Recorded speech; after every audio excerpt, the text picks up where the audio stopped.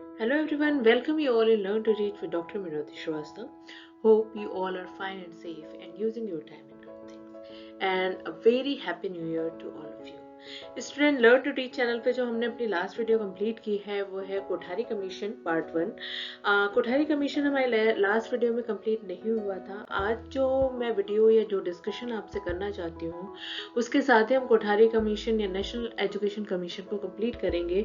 और चलिए जानते हैं क्या इसके रिकमेंडेशंस थी और क्या क्या इसने रिकमेंडेशन के थ्रू चेंजेस लाए इंडियन एजुकेशन सिस्टम में। तो चलिए बात करते हैं एक बार फिर से कोठारी कमीशन पे। स्टूडेंट, कोठारी कमीशन के बारे में हम लोग ने स्टार्टिंग से बहुत कुछ जानकारी अपनी पहली वीडियो में जान लिया है और इस वीडियो का जो लिंक है वो मैं आपसे इस वीडियो में शेयर कर रही हूँ। इन केस अगर आपने नहीं जाना है तो वहाँ से आपको थोड़ा सा इसके बारे में इंट्रोडक्शन मिल जाएगा, which is very important to understand this commission. तो जो रिपोर्ट थी इसके कमीशन की उस पर हम बात करेंगे, क्योंकि हमने इसके टास्क फोर्स देख लिए थे कि कौन कौन लोग इसमें इन्वॉल्व थे, किसको ये सौंपी गई थी, ये सारी चीज़ें हमने जान ली थी। क्यों इसका नाम कोठारी कमीशन कहते हैं, ये सारे क्वेश्चंस के आंसर कहीं ना कहीं हमने अपने फर्स्ट वीडियो में कंप्लीट कर लिया है। अब हम ये जानेंगे कि ये जो ओवरऑल कोठारी कमीशन है या कमीशन की जो रिपोर्ट थी उसका जस्ट क्या है, क्या एग्जैक्टली थी और इसने कौन कौन से रिकमेंडेशन इंडियन एजुकेशन सिस्टम को दिए। As we all know that ये एक ऐसा कमीशन था जिसने प्री प्राइमरी से लेकर हायर एजुकेशन तक के ऑल एस्पेक्ट, जो इतना भी एजुकेशन का एस्पेक्ट है उस पर बखूबी बात करी है।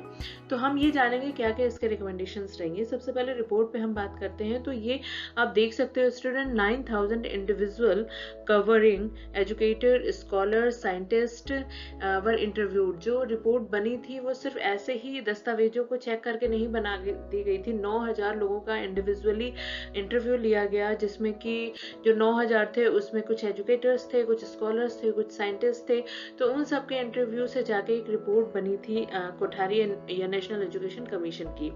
और इसके साथ ही साथ इस कमीशन ने 2400 मेमोरेंडम को एग्जामिन किया था, यानी कि पढ़ा था, उसके बारीकियों को जाना था कि अगर कोई मेमोरेंडम साइन हुआ है एजुकेशन फील्ड से रिलेटेड तो उसकी क्या बारीकियां हैं। पीरियड जो लगा था ओवरऑल इंटरव्यू, एग्जामिनेशन, पूरी रिपोर्ट तैयार करने में वो आपका 21 मंथ का लगा था। तो रात दिन डिसिप्लिन में काम हुआ था। कोठारी कमीशन के अंतर्गत 287 पेज की रिपोर्ट थी जो कि सबमिट हुई थी 29 जून 1966 को। 1966 में रिपोर्ट जून 29 को सबमिट की गई थी। और सबमिट किसको की गई थी? MC चागला, जो उस समय के मिनिस्टर ऑफ एजुकेशन थे। तो ये एक ओवरऑल जो रिपोर्ट था उसका जिस्ट है कि जो रिपोर्ट थी वो 287 पेजेस की थी, जो कि 29 जून 1966 को MC चागला को सबमिट की गई थी, क्योंकि वो उस समय के मिनिस्टर ऑफ एजुकेशन थे। तो ये एक इसका रिपोर्ट का जिस्ट है। आइए अब इसके रिकमेंडेशंस पे हम बात कर लेते हैं। रिकमेंडेशंस को जानने के बाद से पहले स्टूडेंट हमें ये जानना ज़रूरी है कि ओवरऑल जो रिपोर्ट है 287 पेजेस की, वो एक जर्नल रिपोर्ट नहीं है। उसको कुछ सेक्शन और थीम्स में बांटा गया है, जो कि आप देख सकते हो 4 ही इसके सेक्शन है और इसी के साथ साथ इसके 4 थीम है। 4 section very easy to understand. General issues जो एजुकेशन से रिलेटेड हैं, stages of education, primary, higher, secondary, recommendation and programme क्या क्या रहे हैं, एंड एडिशनल पेपर्स। ये तो इसके सेक्शन है। और साथ ही साथ इसके कुछ थीम्स हैं। Increase in productivity of education, उस थीम पे इसने बात करी है। Promoting social and national integration, सामाजिक और राष्ट्रीय एकाग्रता, एकीकरण को बढ़ावे की बात कही है। एजुकेशन एंड मॉडर्नाइजेशन पे इसकी एक थीम है। Developing social, modern and spiritual values. तो ये 4 सेक्शन और 4 थीम को कवर करता है कोठारी कमीशन की ओवरऑल रिपोर्ट। स्टूडेंट्स, अब हम इसकी मेन रिकमेंडेशंस पे बातें कर लेते हैं, जिसने कहीं ना कहीं इंडियन एजुकेशन की जो पूरी शक्ल थी आप कह सकते हो उसको बदल के रखा था। तो सबसे पहले जो चीज़ें थी, standardisation of education system on 10+2+3। अभी तक जो हमारा पैटर्न चला आ रहा है, अगर मैं बात करूं कि न्यू एजुकेशन पॉलिसी 2020 लागू होने जब होगी तो होगी, लेकिन अभी तक जो हमारा एजुकेशन सिस्टम चल रहा है वो है 10+2+3। 9+3, 10th तक हमारा high school, then intermediate, then graduation. तो ये ओवरऑल इंडिया, ओवरऑल जो कंट्री है इंडिया, उसमें एक जैसा स्टैंडर्डाइज पैटर्न को फॉलो करवाने वाला जो रिकमेंडेशन था वो कोठारी कमीशन था। स्पेशलाइजेशन ऑफ सब्जेक्ट, किसी भी एक सब्जेक्ट में स्पेशलाइजेशन बच्चों को देना जिससे कि वो अपने करियर में आगे बढ़ सकें। Introduction instruction days were 234 for schools and 216 for colleges। जो भी स्कूल होगा, जो भी कॉलेज होगा, वो कम से कम 234 डेज स्कूल के लिए निर्धारित किए गए और 216 डेज कॉलेजेस के लिए निर्धारित किए गए कि इतने दिन पढ़ाई होनी ही होनी है। इसके साथ ही साथ कुछ आवर्स भी फिक्स किए गए, working hours to be fix at not less than 1000 hour. 1000 जो आवर्स है उससे कम नहीं होना चाहिए, उससे ज़्यादा हो सकता है। तो मिनिमम जो होना चाहिए वो 1000 तो होना ही होना चाहिए। रिडक्शन ऑफ नेशनल हॉलीडे, जितनी भी नेशनल हॉलीडेज हैं उनको कम से कम किया जाए। Book bank, talent scholarship, residential facility, earn while studying, ये सारी सुविधाएं इसकी एक रिकमेंडेशन थी। फ्री एजुकेशन की बात कही गई इस कमीशन ने। इक्वलाइजेशन ऑफ अपॉर्चुनिटी, जो जो योग्य है शिक्षा के लिए उन सबको शिक्षा मुहैया कराई जाए। Minimum level of enrolment not less than 360 every year, हर साल कम से कम 360 लोगों का एनरोलमेंट होना चाहिए, ये कमीशन की रिकमेंडेशन में से रही है। इसके साथ ही इसकी मेन रिकमेंडेशन में एक बहुत ही इंपॉर्टेंट है गाइडेंस एंड काउंसलिंग सेंटर। बच्चों को पता नहीं है कि उनको करियर किस फील्ड में अपना बढ़ाना है या क्या उनको आगे करना है, तो उनके लिए गाइडेंस एंड काउंसलिंग सेंटर्स होंगे। नेबरहुड स्कूल सिस्टम, बच्चे अपने नियर बाई जो भी स्कूल है वहाँ पे अपने आप को एनरोल कर सकते हैं, वो स्कूल उसको एनरोलमेंट से मना नहीं कर सकता। इंडियन एजुकेशन सर्विसेज, इसके साथ ही साथ इंडियन गवर्नमेंट का इंडियन एजुकेशन सर्विस है जिसको बहुत ज़्यादा बढ़ावा मिला ताकि वो ओवरऑल जो एजुकेशन सिस्टम है उसको संभाल सके, उसको बेहतर बना सके।